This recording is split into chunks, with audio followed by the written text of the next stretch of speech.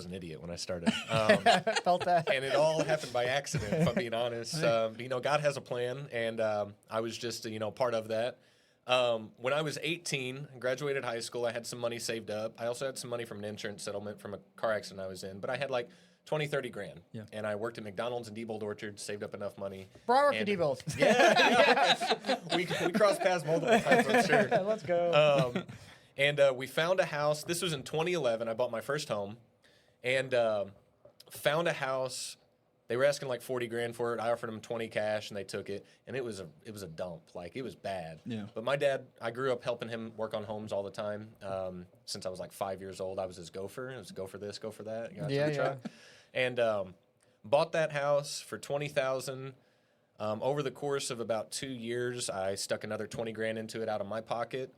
Renovated it into a duplex, and then lived in the upstairs, rented out the basement, financed it. It appraised for 80 grand. Yeah. I financed it for 60, paid myself back my 40. Essentially, it was just like a savings account for me almost. And then I made 20 grand on top of it, but I had 60 grand. It paid for all of my college.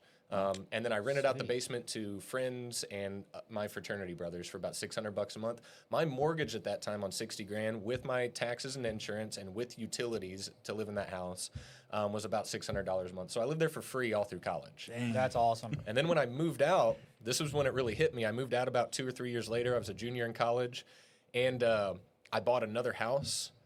And I started renting that house for $1,100 a month, and they were taking care of all their own utilities.